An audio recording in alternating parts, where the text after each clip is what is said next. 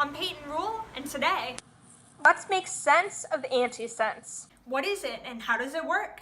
To answer these questions, we must first take a look at genetic disease. Have you ever wondered why certain people develop diseases or disabilities? While some of these disorders are acquired by injury or some other external factor, many are caused by mistakes in our genes. Genes are made up of a molecule called DNA and act as the instructions our body uses to produce proteins. Proteins are critically important and allow our body to function normally. Think of a gene as a sentence made up of a string of 4 different letters. Those letters all must be in the right order and the right amount for the correct protein to result.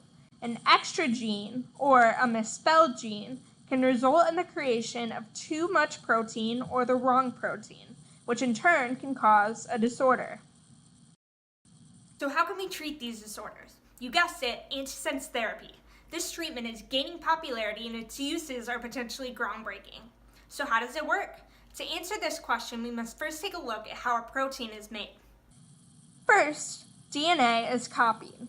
The single-stranded copy is known as mRNA.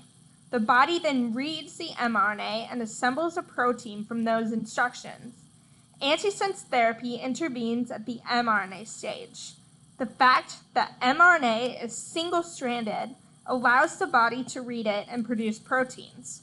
Antisense therapy uses small molecules called antisense oligonucleotides, or ASOs.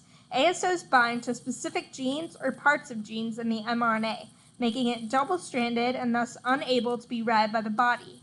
In return, the amount or quality of protein is improved. Think of the ASOs as masking signs. Any part of the mRNA that has an ASO binded to it will be masked and ignored by the body as if it isn't even there. To understand further how this works, let's look at its potential use in a genetic disease called Charcot-Marie-Tooth, or CMT.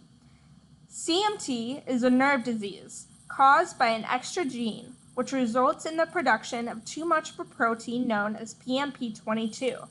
This overproduction of PMP22 results in progressive muscle weakness, sensory loss, pain, etc. Antisense therapy uses ASOs to specifically target and bind to mRNA responsible for instructing the body to make PMP22.